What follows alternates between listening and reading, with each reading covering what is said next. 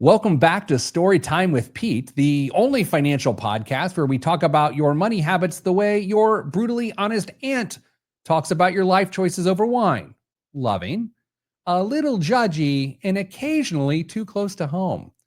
Today, we're diving into one of the weirder contradictions of modern life, spending your hard-earned money on things you know are bad for you.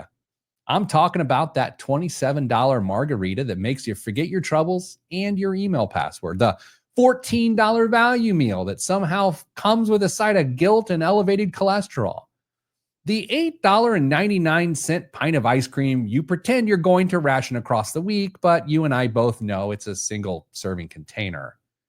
Look, I'm not coming for your vices. I've got my own.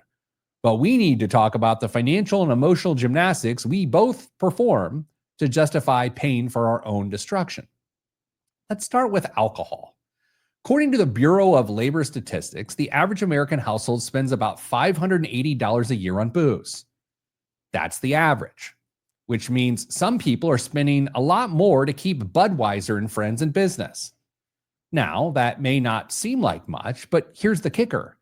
It's not just the alcohol. It's the Uber rides, the greasy hangover breakfasts, and the I accidentally bought everyone around because I was feeling generous/delusional.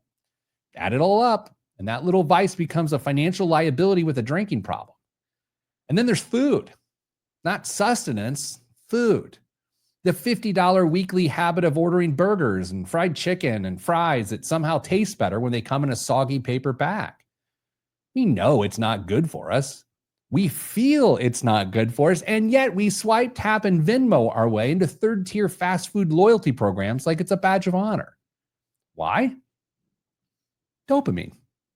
That little neurotransmitter is the brain's version of a standing ovation.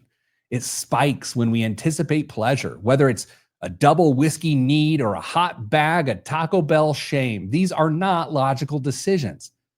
They're chemical ones. Your prefrontal cortex, the part of your brain responsible for reason and self-control, gets hijacked by the limbic system, which just wants to feel good right now. It's not weakness, it's wiring. But it's wiring that costs $17.99 plus tip. It's the health cost, too. A 2022 CDC study estimates obesity-related medical expenses range from $1,400 to $2,500 per person per year. So we're paying upfront and on the back end for the privilege of feeling sluggish and bloated. Capitalism really said, let's charge you for the poison and the antidote. And here's where it gets weird. Most of us would never set $1,000 on fire, but will slowly burn it away with six-packs, sodium bombs, and treat yourself nights, 5 days a week. All while wondering why we don't feel better or richer or more in control. Now, I'm not saying to go full monk mode. I'm not saying cut all the fun. I'm just saying, can we admit it's kind of messy?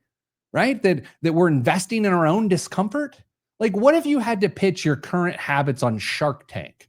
Hi, sharks, I'm seeking $300 a month in exchange for a 10% decrease in my lifespan and a mild but persistent sense of regret.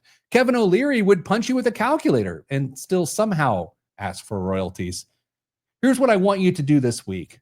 Pick one self-destructive expense and subtract it from your life for 7 days. Not forever. Just 7 days. Then track two things: how much money you saved and how you felt physically and emotionally. What you'll notice, if you're paying attention, is that initial dopamine crash on day one and day two, it hurts. It's the craving, the urge, the voice in your head that says, come on, just one. That's the addiction to dopamine talking. But give it time. The brain will recalibrate. Baseline happiness doesn't need to come wrapped in foil or served with lime and salt.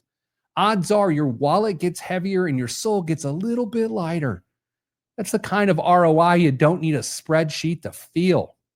All right, friends.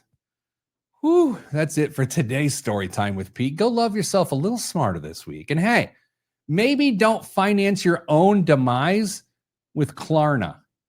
Catch you next time.